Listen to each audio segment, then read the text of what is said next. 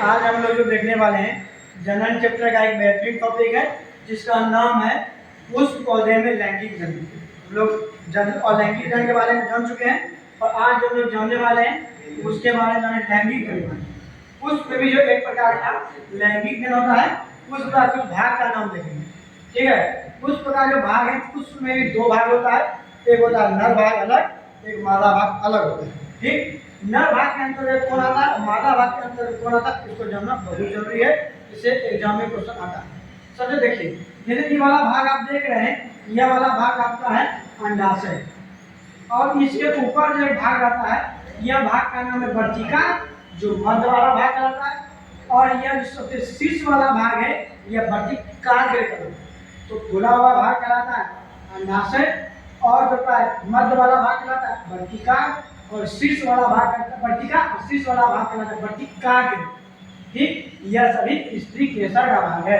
अब आइए देखते हैं नर भाग। नर भाग जो है यह परागकोश है और तंतु है, यह दोनों मिलकर बनता है केसर। अब परागकोश में ही परागकण का निर्माण। ठीक, उसके बाद क्वेश्चन यहाँ पूछा गया कि जो बीजांड का निर्माण कहाँ होता है, बीजांड का निर्माण जो अंडाशय में होता है। जब परिपक्व होता है अंडाशय में बीजांड का निर्माण होता है, बीजांड से बीज बनता है, तो फल बनता है, तो फल का भी निर्माण अंडाशय से होता है।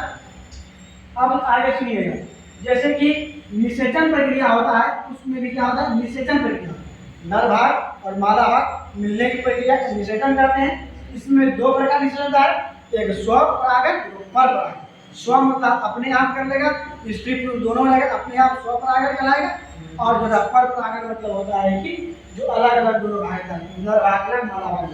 अगर केवल स्त्री केसर या केवल पुंकेसर में से कोई एक हो, उसे हम लोग कहते हैं एक लिंगी नामे में सर कोई एक होगा, एक होगा एक लिंगी, चाहे पुरुष हो या फिर मादा, यह दोनों में से कोई एक होगा तो एक लिंगी कहते हैं। सबसे ज्यादा इंपॉर्टेंट कुछ भी याद नहीं रखिए, लेकिन पपीता और तरबूज यह दोनों जो है एक लिंगी का उदाहरण है।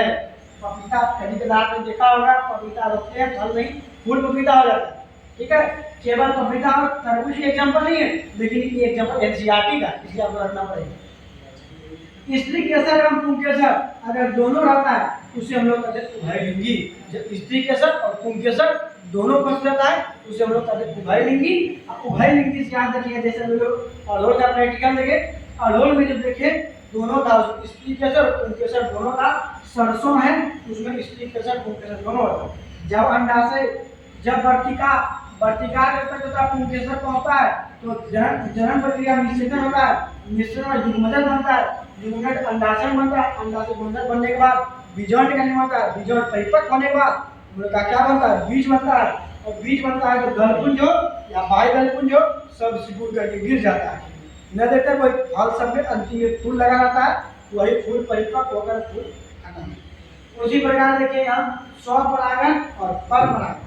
ये जो स्वपरागण होता है तो इसमें अपने में होता है, नर स्वपरागण अपने तरह होता है और परपरागण होता है दूसरे माध्यम से। और यह माध्यम कौन सा होता है, वायु का माध्यम, जल का माध्यम, प्राणी का माध्यम, ये सब माध्यम है वर्तिकाग्र तक पुंकेसर को पहुंचने का। वर्तिकाग्र तक परागकोश को पहुंचेगा तब ना जनन होगा, एक को जनन करनेगा ना। इस सब पहुंचने के लिए अगर दूसरे फूल से मदद करें, इन फूल से मदद करें यहाँ पहुंचने के लिए, चाहे कि यहाँ मधुमक्खी बैठे यहाँ पहुंचा देगा, या फिर पानी के माध्यम से चल जाएगा, या फिर हवा चलेगा, इससे मधुमक्खी यहाँ बैठेगा फिर यहाँ बैठेगा फूल बन जाएगा। स्वपरागण मतलब अपने आप होता है परागण, स्वपरागण जो दूसरे के माध्यम से होता है उसे परपरागण।